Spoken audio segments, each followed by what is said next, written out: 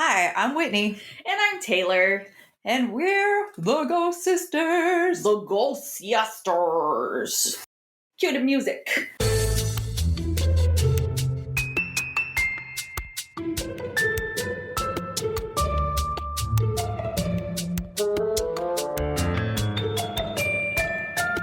So, I've got some business before we get started. Last night, so for context here, I am down visiting my family for Mother's Day. Happy Mother's Day, Mother. Happy Mother's Day. Happy Mother's Day. To all the mothers. All the mothers. Even though this is going to come out way after Mother's Day, but happy belated Mother's Day. Mothers of all sorts. Mothers. So last night I got a hold of the digital recorder that gave us those weird signatures. Whitney's face got real serious. And I took a look at it. I listened to the 5-minute EVP session that you did. And I listened to about 30 minutes of the 45 that you did. Okay. I am both relieved and disappointed to say we get that signature on there. Yes. But did you listen? I listened. Is that it's that knocking sound is still there? In that it's an issue with the recorder. That's weird though. Yeah, it's weird. You shouldn't be hearing anything in the recorder, but yeah, you don't.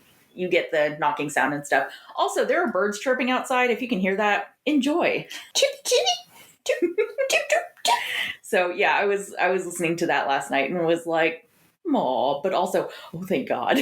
Oh yeah, like I don't know if I could handle something from another realm trying to get it. Yes. Yeah, even Mom was like, "Aw." Not aw. Like, we don't want the Ghost Sisters do not want to be the ones to introduce unknown entities into our current world. Correct. Very much so. No. We are not the cause of the end of the world. Hopefully.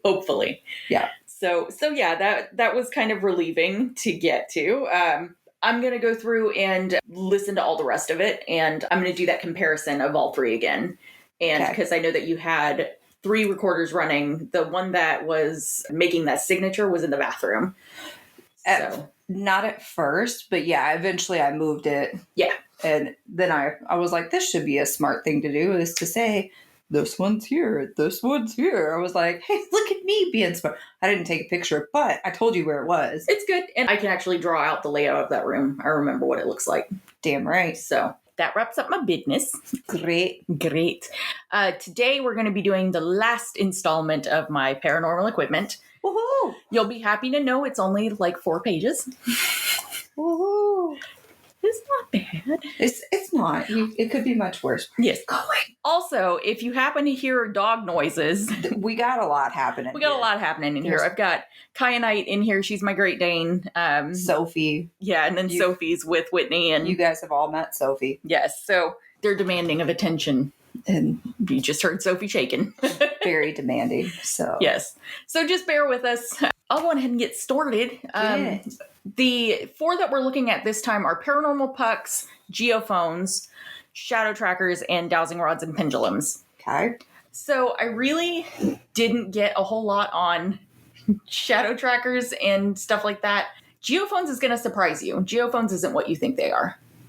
And then dowsing rods I really didn't get too much on either. It's kind of weird. But we'll start with paranormal pucks. Oh, okay. I was like, how'd you get 4 pages out of 3 things? Paranormal puck. 4 things, yes. The PP. The PP. PP! Oh my God. If we get a paranormal puck, that's how we have to refer to it now. The PP or double P? Double E, double I, double O. I was thinking PP! PP! Yeah, I was thinking that too. Excellent. It'll be dead silent in there. We'll be like, get the PP! Classic. So, paranormal pucks are used in ghost hunting. Basically, they are an ITC device that data logs environmental changes. And from those, you can generate words. What's going on with your life? What's a ITC. I knew you would ask. So ITC stands for Instrumental Transcommunication. Okay. That leads us into the history portion of I'm this. really good at segues. You really are. You're nailing it. I'm doing it. So this term was coined by Professor Ernst Sinkowski in the where did they coin the term coined? I didn't research that. Well, that's stupid. You should have researched that. Anticipate me, Taylor. God damn it.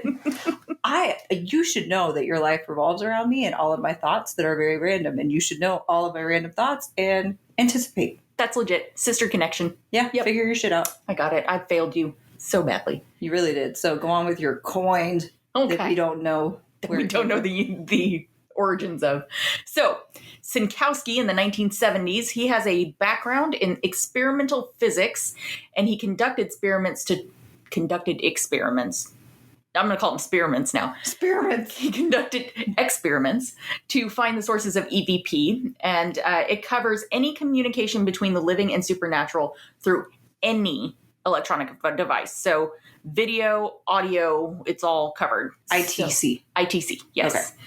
So the visual side of this is from what's known as the Drost effect. And I knew that you'd be like, the what? So I looked that up at least. See, you do anticipate some. I do. So this is what happens whenever a picture recursively appears within itself or by observing patterns in static. So like whenever you look in the mirror and there's a mirror behind you and your image appears and appears and appears and appears. Uh-huh. That's the Drost effect. Okay. And it's named because it was originally seen on a Drost. Drost was a type of food packaging, or like a cereal. I can't remember exactly what it was. But they had a picture of the maiden holding the exact same packaging that she was already on. So it was her within her within her within her kind of thing. Man, they're pretty trippy for cereal. Legit. We've seen this as the optical feedback loop. This is known as the Schreiber method for video ITC, where a camera is pointed at a screen like a TV, and you just watch the camera feeding the TV signal back into the camera. So an example of this, do you remember Frederick Jurgensen? What? I knew you'd be like, what? He was the dude that caught the EVPs of all of his dead relatives on the recordings of the bird songs. Did you purge? We talked about that? We did, yeah. Because remember, he had his dead brother, and then his dead mother, or no, his dead wife, then his dead brother, and then I said his mother, and you were like, is his mother also dead? Oh, yeah, I remember this, yeah. Yes. Okay. So when he died, one of his colleagues tuned a television set so that it just showed static on the day of Jurgensen's funeral. He was like, I'm not having you come back into bird song. You can fuck right off. We're going to do something different this time. Right. So he claims that he was able to see Jurgensen's face on the screen through the static. Was he just looking at the picture that was next to the casket? Maybe. Who knows? Things were trippy back then. Maybe he just was high and he was like, oh my God, and it's actually just the picture and he thinks that he's staring at a TV. Bro, you're like so dead. Like, whoa, what the fuck? What the fuck? Oh my God. So the audio side of this, the earliest known attempt at spirit communication was done by Roberto Landel de Moura. Alrighty. In 1910. It gets a little trippy here. He had a small box-like device where he could speak into it and then voices would answer back. So the spirit box? Kind of. He never told anybody what the inner secret, or like what the inner workings were. Like he never let anybody look at it. It's fake. 100%. Still probably a hoax. I put that in the notes. It's actually, he like shrunk down a fairy and was like, get in there. And so he was actually just talking to a fairy in a box. And he was like, hey, how's it going? And it was like, let me out. Like, that's what it was. Release me. So the next one is Thomas Edison. He's the man to get us into century. That's I sang the whole song whenever I saw his name. If you guys don't know, that's Bob's Burgers, and it's probably like one of the best episodes. Yes, you should watch it. Yeah. Edison created what was known as, or he tried to create what was known as the telephone to the dead. He died in 1931. He wasn't able to complete this. I'm just thinking of ring ring. Hello, is this dog? No, this is Patrick.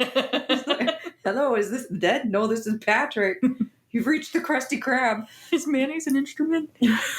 So this is based on the belief that consciousness lives on after death. And he says, and I quote, "If our personality survives, then it is strictly logical or scientific to assume that it retains memory, intellect, and other faculties and knowledge that we acquire on this earth. Therefore, if we can evolve an instrument so delicate as to be affected by our personality as it survives in the next life, such an instrument, when made available, ought to record something." Sure.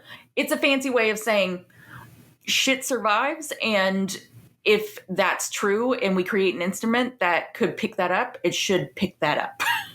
Yeah. Well, It's not just like it should pick it up, but like we should have proof. Right. Like, Yes. Yeah. He died before he completed it, and nobody really carried on that work, so we don't have that anymore. Damn it. I know. Damn it, Thomas. Marcello Bacci was the next dude. It was in 1974 to 1994, as she did this for about 20 years. He gave public performances of his spirit communication technology to audiences in Grosseto, Italy. Fake. Wait for it. The inner workings were a closely guarded secret. Fake. It relied on white noise in the shortwave radio band, and lots of people tried to debunk this, but the results were always the same, even when put into a Faraday cage. What? When you say results, you mean like spirits did come through and speak? Okay, because I was like, yeah, if it continues to say orange, obviously it's fake. If it's, Yeah. So like, how did you die orange? My thought on this is that the reason it keeps working whenever you put it into a Faraday cage is because it's actually an audio recording, and he can control in some way what recordings play back. Because this is the 70s to 90s. Like, okay, entirely plausible. That's more plausible. For some reason, the fact that it's an Italian name. Yes. That's who we were talking about, the Italy guy. For some reason, I instantly was like, yeah, we're all the way back to like the Colosseum and that kind of shit. And, like, they don't even have electronics back then, but obviously it is not within the most recent century. Italians clearly did not live after the 1500s. I mean, Vesuvius kind of took over, like Pompeii and everything. That's legit. Just kidding, y'all. I love Italy. We're actually part Italian, so. Oh, hey, I looked up my 23andMe. Yeah. And it specifies even further that I'm more than likely part of the lower Irish of the UK. Oh, I haven't looked at mine recently. And I then, should do that. Yeah, because I was like, oh, that's interesting. And then it also goes on to specify that I am more than likely Swiss and then part German. Hopspeeds? So, Hopspeeds? Yeah, so it went even further into not just like, you could be Swiss or whatever. It was like, like 50% of this is Swiss. Hot damn. Yeah, I'll have to take a look at that, because I am primarily French and Whitney is primarily German. From that point on, we basically share pretty close to the same. Actually, apparently, I'm primarily Swiss. Irish. Oh, that's true. Yeah. Irish and then I thought Swiss. we were primarily Scottish. I think we're just white. We are white as white can be. Yeah. We both have 0.6% Coptic Egyptian. And Nigerian.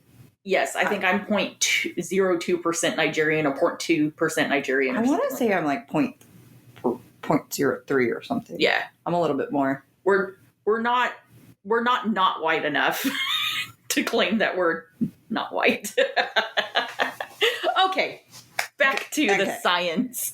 So, science behind this, it's similar to the obelisk, but it can do a lot more than the obelisk. It can use fluctuations in environmental variables to allow spirits to communicate. And that's what I got on the science. I went on digitaldowsing.com, which is Bill Chappell's website, and it literally is just like, it uses fluctuations in the environment to provide communication. Like, that was the science. Magic, yes. Magic. So, examples of this are the original Paranormal puck. It is connected to a control device like a tablet or a PC. It looks like a hockey puck. Mm-hmm. And, or actually, I think the original one is a box. Well, I know, it's not a puck. Captures and data logs changes in the environment. It can capture images and audio through the host PC. And it has alarm functions and that kind of thing. The Paranormal Puck 2 Rev B is the one that we think of when we think of Paranormal Puck. This is the one that Zach and them use on Ghost Adventures. What does Rev B mean? I'll get to it. So, in the Paranormal Puck 2, there are 6 standalone options, meaning that you can have... I'm not going... Like, it really doesn't get in depth in all 6. Basically, it allows you to control specifically what you're looking at. So temperature and humidity, it'll have a tone whenever you have rising temp and humidity. The ion, it measures the amount of static electricity or ionization in the area. So if it has brighter lights, there's a stronger change in ionization of the environment or electricity in the environment. It has lights? Yes, the Paranormal Puck 2 does. Okay. Yes. It can also look at ambient light changes. It can look at barometric pressure changes. It can look at motion or magnetic changes. And then it has a final standalone option of it will cycle through all of those. So the Rev B part of the Paranormal Puck is basically a design change. It is a compact design that is similar to a hockey puck. It is suggested not to use it as a hockey puck on the website. That's smart. I think that would break some crucial shit. Sure. Yeah. So, and then it says it has increased airflow to the sensors. So basically it's designed a little bit better and it has better ventilation to it. Okay. So I already said what all it monitors. Instead of needing the PC with the Paranormal Puck 2, you can use it with a smartphone and a tablet. Like Bluetooth Connect? Yes. So it has, it can only be used with Apple devices though. So I feel like, just thinking about electronics in general and like using the airwaves and shit to do the thing, that somehow having it connected through Bluetooth would actually... Is that one of your next points? No. Oh, okay. No, I'm just completely on board with you that... Because I feel like everything that we are talking about or doing and all of the equipment, what it's dealing with is open air. Correct. So having a device that's connected straight through open air would fuck it up. Yep. It would influence either all of your other devices or it would influence the device itself. Right. Yes. But if it was just a hardwired kind of deal, right, then that would... Okay. Exactly. I'm glad that my thought was not too far off with yours. No. And that's actually a lot of people have problems with like EMF detectors and that kind of thing because radios can set them off. Right. Cell phones can set them off. Yeah. So this is the same kind of thing. If you've got something that influences the EMF or, electricity in the room, you're going to have some weird results. Be an issue. Yeah. The next one is geophones. So geophone. We've mentioned geophones on the podcast before, and we were like, we can't hear what's coming through on a geophone. Geophone. That's a different device than what I'm talking about here. But it's called a geophone. It is. And I learned that, and I need to look more into this because it was Nick and Katrina that used the geophone the most. So I really need to look into what they're actually using. They also used it on Ghost Adventures. They did. And I couldn't hear anything on that one either. Right, yeah. So whatever they quote unquote geophone, whatever that was that they were using, I couldn't hear it for either group. Right. So I'm actually going to have a mini part quattro of paranormal equipment, and I'm going to look up what they used and try to figure out what's going on with that, because this is not that. Geophones sense vibrations from footsteps to knocking to talking and anything that could cause movement. These were actually, so I got personally involved with this because these were used for seismic stuff.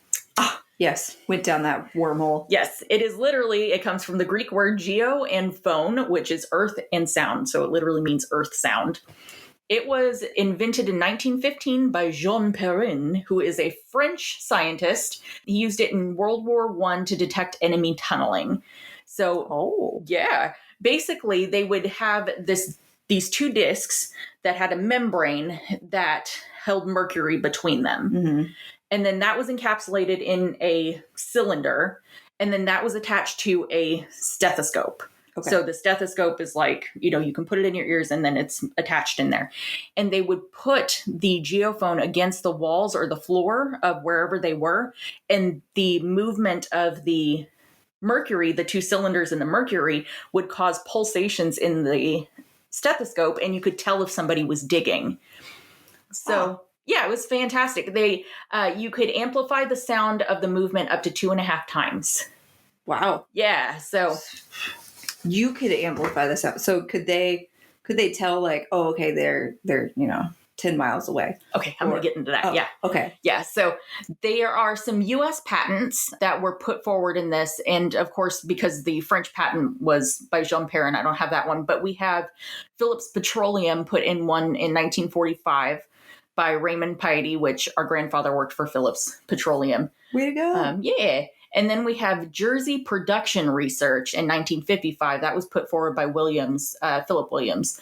All I have on the history of it in paranormal research is that it was co-opted by paranormal researchers, but there's no info on who used it first or, who thought this would be a good idea. So this is like that one device that was specially calibrated for paranormal, whenever really it was just like, no, you chose to use it. Right, exactly. Yes. I have a few different science behind it kind of things. Basically, I've got a couple definitions for this. So Time Magazine defines it as it contains diaphragms like a seismograph. Mm-hmm. For those who don't know what a seismograph is, it is a device that measures seismic waves that are brought on by earthquake activity. So it transmits vibrations to an observer's ear. And they were able to find out, so they use this primarily in mining whenever they would have cave-ins and that kind of thing. Yeah. Sledge pounding could be heard 3,000 feet through solid rock. God damn. Yes. And talking could be heard through 50 feet of coal. Now, can it be heard like you and I can be heard right now? Or is it like... It's, I believe the 50 feet is where you hear the...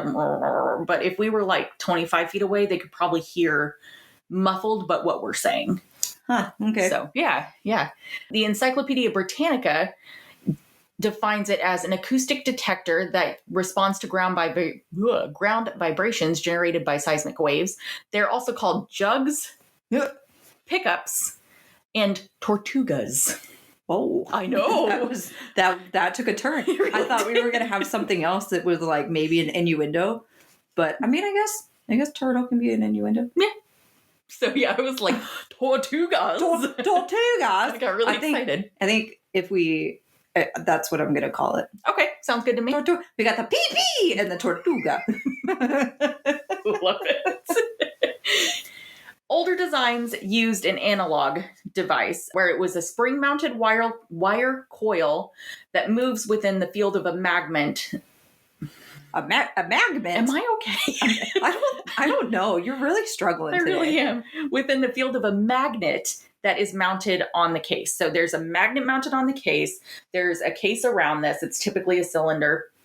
And then there is a spring that has a metal device in it. And then every time the ground shakes, that spring moves up and down relative to the magnet. And then it calculates how much movement there was. We're talking about the seismograph. We're talking about the old design behind the geophone. Geophone. Yes. I thought the old design of the geophone was the cylinders and the mercury. Okay, so that's okay. I guess I should. That's where I was like, my brain was like, what the fuck is happening? That was the very first design. Okay. These are the next designs that were used more for seismic applications in petroleum and that kind of thing. Geophone part deux. Part deux. Yes. So this generates an electric signal that is proportional to the ground velocity. The problem with this was it could only be used in strong motion or active seismic applications, meaning that an earthquake had to be happening right now, or you had to be drilling at that moment in order to get. So it's not like a car could drive by and you're like, okay, now I get it. Like, that's not enough. Right. Exactly. So because they were finding out that that wasn't enough, they created the microelectromechanical system, or the MEMS. The MEMS! The MEMS! So it generates an electrical response to ground motion through an active feedback circuit to maintain the position of a small piece of silicone. So instead of having something bouncing up and down and moving, you've got this piece of silicone that's attached to a pendulum, and it's attached to all this circuitry and stuff like that. And the amount of effort that it takes to keep that silicone in the same place is what detects the vibrations. Okay. Because of that, it's proportional to the acceleration of the wave, not the or the ground velocity, which means that it can hear higher noise levels up to 50 decibels velocity higher. Because it's gonna, so that one you could hear a car go by. Yes, it's much more sensitive. Yeah. So examples of this, I only listed out the examples of like geophones that they use in the field, and then I actually talk about the geophone that's used. So Geophone SM24 is one of the older models. Geosource Inc. MD79 is another geophone model. And then the original geophone, which was created by the Vortex Ghost Gear website, is a geophone sensor that's housed in a plastic container with a series of lights and an on-off switch. Basically, whenever it senses vibrations, the intensity of the vibrations will light up the lights. The more lights, the more intense the vibrations were. Okay. You can use this like a K2 meter if you really want to. Basically, they can have it where it's all one color of lights, or they can have the red, green, yellow, where you can say, if you understand me, light it up to yellow kind of thing. Those are the geophones. Like I said, I'm going to do almost like an epilogue to this with what the fuck Zach and Katrina and Nick use, because they use something totally different. I don't know what that is. Yeah, that one, it looks like it's been a while since I've seen it. It looks like an old timey like record player. Yeah. Like I don't know what that is. Because so those geophones that you just talked about, the OGGP. Yes. Yeah. So is it gonna repeat things? Mm-mm. No, it's just gonna detect that there's some sort of wave or something. Correct. So then, 100% whatever they're using on that show, because they're like, oh, I heard it say hi. Right. And it's like, yeah. No, first off, no, you did not, because it does not sound like hi. But also a geophone would not give you a verbal. Right. It would just say, yep, shit's happening. Right. Okay. And I almost wonder if they're using geophone and they might be trying to say ghost phone, like the G phone, and not geophone. And it's just kind of, they're using it translation kind of thing. Maybe. Okay. So I'm going to have to do some more research on that. There is a website, I think Travel Channel actually posts a list of the equipment that Ghost Adventures uses. So I'm going to see if I can find what that is. Yeah. So I can look it up. So the next one is shadow trackers.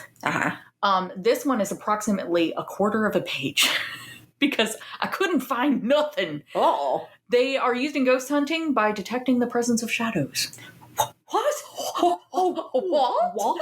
So the history, aptly named. I know, the history behind it is ? Because I couldn't find anything. You would say it's got a shadowy past. Yes. Whenever I looked this up, I was constantly finding things about shadow detection in photography or in like surveillance footage kind of stuff. I could not find anything about shadow detection as far as the shadow tracker itself or who decided to use this or, any of that. I found some schematics on how these are created, but that's all I found. So it was really weird. Maybe the shadows made them. Maybe. And the shadows were like, detect me, bitch. Did the ghost write this? Maybe. So the science behind it, again, is super shallow. Ambient light changes are picked up by a sensor. Cool. And it alarms whenever there's a light change. It's pretty straightforward. It really is, yeah. This was the easiest one I researched. It's been the easiest one to listen to. Yeah. So I've got two examples. The Paraforce, Para4CE. Look at you using numbers in your words. Leap. Oh my God.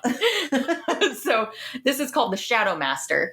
Any changes in the light level in front of the Shadow Master will make alerts.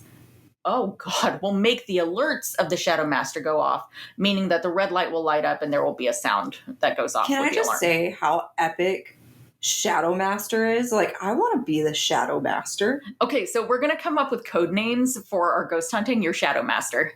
Shadow Master! You! I need a code name now. And then you can call me Shads for short. Shads. Just walk you, yo, shads. Be like, it's Shadow Master today. Feeling some sort of way about myself, all right? Please use my full designation. Yeah. Yes. Shadow Master. Shads. Shads.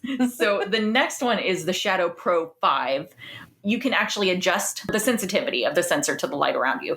So if you have something like in here, if you had the AC blowing and it was blowing the crystals on your lamp, you could adjust the sensitivity of that shadow movement so that it would have to be something significant to change the light in order for, so you're not picking up little things. Got it. So you could pick up really shadowy shadows. Exactly. Yes. This one is no need for lasers or mirrors or anything like that. It will just detect all around you what kind of light changes your It's a no trick pony. Yes. I loved in the description it said the Shadow Pro is now armed.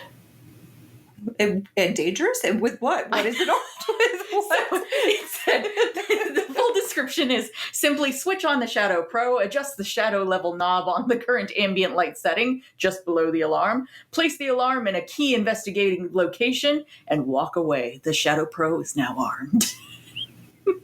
What? I feel like that. So dramatic. I feel like that is on par with Hasbro's directions for the Ouija board. It really and it was is. like, just set it up and figure your shit out. This one's like, set it up and walk away. It's like the slow cooker of the paranormal world. It really is. Set it and forget it. I love it. All right. So the next one and final one is dowsing rods and pendulums. Aha.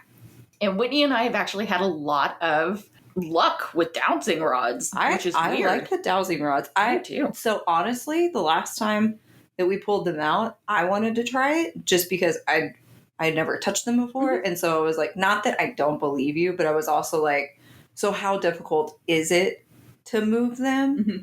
And I mean, yeah, like if you move your hand a certain way, it's going to move. But for you to control its movement is pretty difficult. Yes. So when we were getting responses and reactions and stuff, I was like, I'm going to shit a brick. Yes. So and we'll talk about that more when we do the evidence review for the hotel. But yes, they are surprisingly difficult to control. We'll get into what they believe is actually happening with that. So how dowsing rods and pendulums are used in ghost hunting. It's a communication device for spirits. Cross dowsing rods means yes, and spread apart means no. And then the pendulum is used for communication and is also considered a form of dowsing. And basically the pendulum, if you have a mat in front of you, it's almost like another type of Ouija board that you can ask a question and say, it'll point in the direction that you're supposed to be getting an answer. So history behind it. Dowsing is a very ancient concept in the sense that it, not, prehistoric, but we're back to Vesuvius. Yeah. We're in the 1518s. Oh, okay. Yes. We're way past Vesuvius. Okay. But it started as a form of divination. And because the Catholic Church is afraid of everything, they banned it. Martin Luther called for the ban in 1518 by claiming that divining for metals was occultism and it broke the First Commandment. Wait, this wasn't even like trying to talk to spirits. It was for metals because dowsing rods can be used for magnetic. So they're afraid of rocks? So they're afraid of metal? What are they? What? They were basically saying that you're calling on spirits to show you where these things are. Okay. Mm-hmm. You got some things to worry about, I guess. Yes. Sure. Yeah. So in 1662, this was further, perpetuated by Jesuit Gaspard Schott, which is like, that's a name, man. He declared the rods to be superstitious, and this was my favorite, or rather satanic. Very superstitious. Yeah, it's rather satanic. But one of my favorite things that he said was that he noted later that he was not sure the devil was always responsible for the movement of the rods. Oh, okay. He does have to take a break, just like what we talked about with the Ouija board. He can't be everywhere at once. Exactly. So, he's going to be like, all right, someone else go move those fucking rods. I got to bounce. Yes. Yeah. And I immediately thought that's the devil's work. That's the devil's work. Devil's work. For context on that, our great-grandfather walked in while our family was watching Ghostbusters, and he pointed at the TV. This man was very religious and very old. It was the Stay Puft Marshmallow Man. Yes, he pointed at the TV and went, "That's the devil's work," and walked back out. We laughed. We kept watching. Yeah. One of my favorite movies. So Hilarious. yes. So in the 17th century, this is where things get a little fucky. They started using divining and dowsing rods to track criminals and heretics. Heretics. Heretics is how you say that. Heretics, not. It's heretics. No, I, Oh, I was thinking genetics. yeah, I always say heretics wrong. So yes, they're tracking criminals and heretics. Basically, they walk up to whoever they're, is this person a criminal? And they cross and that's a criminal, that kind of thing. So if it is a ghost that's doing it, they're just fucking with people. Oh, yeah. 100%. Yeah. Or they really are, and they're like, yeah, that motherfucker murdered me. Right. So yes, he been stealing my chickens for years. Been stealing my chickens. He made off with my goat. Obviously, this was abused. It kind of turned into a Salem witch trials kind of thing. Everybody was suddenly a criminal or heretic. It wouldn't have surprised me if they brought them into the Salem witch trials and they were like, all right, so she floated.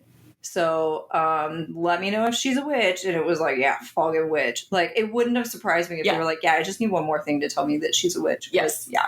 Yeah. So because of that, it was forbidden in 1701 for using regarding justice.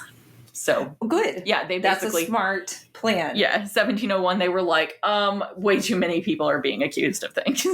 we got to stop, y'all. We're losing our population. Yes. So now we use them for finding materials, minerals, metals. It's used for mining. It's used for water. Like our aunt said that they doused for water out on their land. So yeah. The thing is, how they claim this works, and I'm going to be 100% transparent here, it's bullshit. Whoa. Yeah. Divining rod is physically affected by emanations from subjects of interested materials. Emanations are an abstract but perceptible thing that emanates from an object. Basically, they're saying, whenever you get over an object of interest, like water or a mineral or a metal or something like that, the dowsing rod something is emanating from that metal and affecting the dowsing rod to draw it down towards. What is this? Legend of Zelda? Exactly. What are we, what? So, but how does it know? So like you somehow give it the energy or something to be like, I'm looking for a bullet on the middle of this field, and it'll be like, oh, I found the bullet. Right. And we'll say that it found it. Exactly. That's why I'm like, nah, I think that's bullshit. Now, I could understand if it went with the whole magnetic theory or whatever of like you're looking for, and I know this is not correct at all. Maybe it is, but you're like, all right, so I want to know where the nearest like underwater like resource is. And so it's, again, this isn't correct. Every time it's in the northern part of the magnetic field. So if you had a compass, you keep going north, eventually you would hit water. Mm-hmm. So it would make sense if you had dowsing rods. If you kept going north, you would hit that same magnetic pull and you would find water. Correct. But this is just saying that there's magic shit coming out of the ground and is like, hey, you found water. Yes. And you're also assuming that you're using metal dowsing rods. Yeah, I guess you could use twigs. Yes, dowsing twigs. That's one of the examples that I have for this is dowsing twigs. Which I don't understand how those would work since I've seen yours. And I feel like dowsing twigs, you would definitely be, like, you would be the one moving it. You'd be like, I found water. And they'd be like, it's dry as it's like bone here. You can't fucking find water here. Right. Okay. So the science behind it, what scientists think is actually happening here is ideomotor motions, which we've already discussed. Sure. Cryptesthesia. Yep. Okay. Practitioner makes unconscious observations about the terrain and involuntarily influences the movement of the rod. Typically, people who you call out to do divining or like, searching for water or something like that, it's going to be a professional in the field. So they're going to be looking around at what's going on terrain-wise. It's like having a geologist go out there and be like, you're going to find granite out here. They're going to recognize the normals. They're going to look and they're going to be like, oh, the grass is getting a little fuller and greener over here. So obviously there's water source somewhere nearby. Exactly. Yes. Okay. So that's one of them. They were finding that dowsing over maps before the person had been to the location was working. And that's where scientists were like, maybe clairvoyance? Are they teeny tiny dowsing rods? I feel like if you did it over, it's the whole size of the map. So you would need like baby ones. You'd be like, where is it? And then they would crouch. Because if not, it's over this giant map. And like it would be like Friends. Whenever they go to London and Joey like steps into the map, like it would have to be a large map, I feel like, for it to make any sense whatsoever. Yes. So they were saying that they think that that's more of a neurological thing versus actual muscle movement kind of thing. Are these dowsing rods for ants? What are these dowsing rods for ants? They need to be at least 10 times bigger. So the different examples that we have are the dowsing twig. This is a Y-shaped branch from a tree or a bush, and some people have particular trees or bushes that they prefer to pull these from, like on their property. They feel like they have So it's not even two, it's just one. It's one. It is one. It's in a Y shape. So you're holding two of the branches that come out in the Y in your hands, and then the third branch is pointed outward. So it's like a motorcycle. Yes, exactly. Yeah, so you got a motorcycle branch. You know how hard I would just run around the property. Like, so yes. Some people prefer they be fresh cut. Hazel twigs are what are used in Europe. Witch hazel is what's used in the US. There's the witches. Yup. Yeah. And then willow and peach trees are also used for some reason. Okay. So when the dowsing twig dips, it said that they found what they're looking for. So when you've got your motorcycle twig, and then the actual like front part of it starts to dip down is whenever they say that you found whatever it is. Dips or bends? I've heard both. Sometimes it dips, sometimes it bends. Is it bent? Okay. Yeah. I'm on board now. I would throw that thing to the moon. Like, no. Set it on fire. It's already kindling. Might as well. But if it just like dips down to the ground, like, okay, Susan. Yeah. It really. Yeah. Okay. And then the next one is the pair of rods. This is what we have. Okay. They can be made from any metal.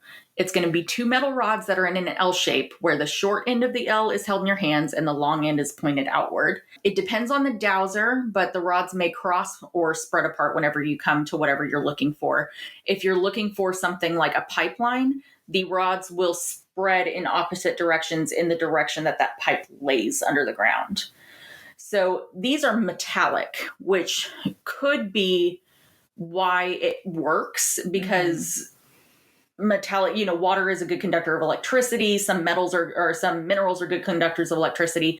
Pipes are going to be metal, so they're going to conduct electricity well. So there's a possibility that I see this. I see this more for paranormal investigation, because entities are made of electromagnetic energy, and therefore they could use that energy to move the rods themselves. Yeah. That makes sense to me. I've never tried to use dowsing rods for this purpose. I would love to take this up to the geology lab. Do it. And give it a shot. Go for it. So what you waiting on? I know, right? It's like you are the dean. You have access to that. It's kind of like that's like your job. It's like what you do for a living. Yeah. It's so like you live in the geology lab. So you could definitely just go in there and just pull out a whole bunch of minerals and put them on all of your lab tables, and then walk up and see if any of them. Don't say anything, because then, you could have ghost interactions. But also, if I was a ghost, I would just be in there fucking with you. So that's legit. You would be like, does it do it over this? And it would be like, yes. And then you would go to the next one and you'd be like, okay, so this is comprised of the same stuff, so it should do it. And it would be like, no. I would walk up to talc and it does it. It's like, that's not even magnetic. I can't even handle this shit. Yeah, I would definitely fuck with you if I was a ghost. But it would be fascinating to do it over magnetite or something like that, or hematite, because those are relatively magnetic. Things like galena, lead sulfide, sphalerite as well. I could lay out definitely non-metallic, non-magnetic minerals, and then our magnetic minerals and the rocks that contain magnetic minerals. No, here's what you need to do, Taylor. You need to set this up as an actual lab for your students. And now you don't even have to do the work. That's a fascinating idea, and I am all for it. I don't know in what way, shape, or form that would actually work for your class and how that would like go in there. You would just be like, guys, we're going to do an experiment. It's how you familiarize yourself with minerals. No, what I'm going to do is I'm going to grab all of my office mates that have no idea what the minerals are. Uh-huh.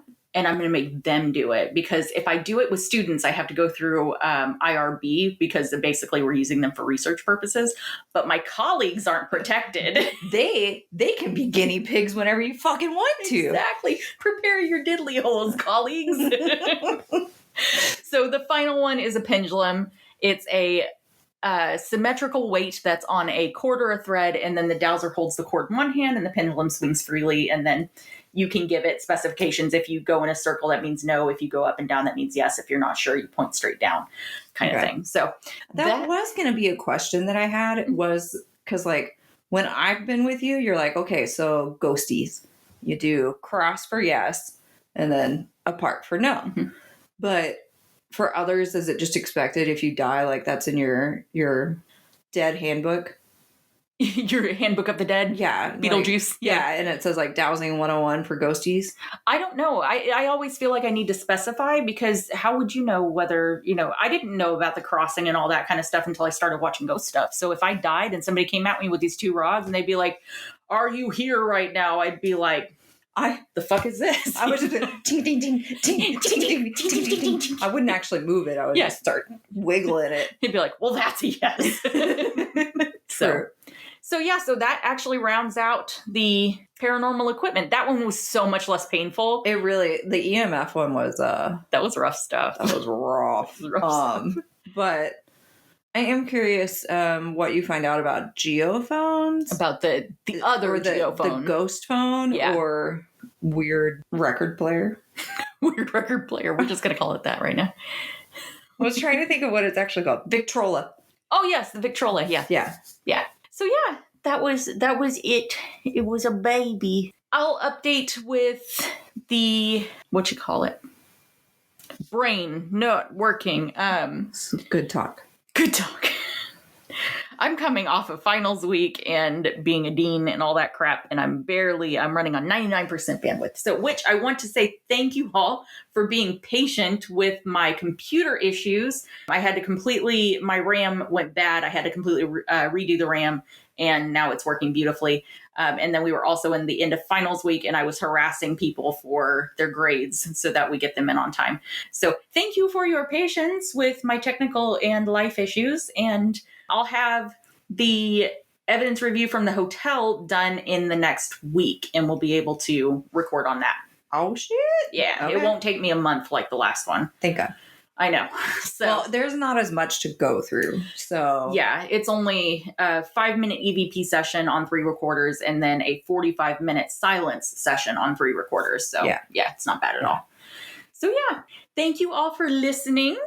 Yeah. And we will spook you later, bitches.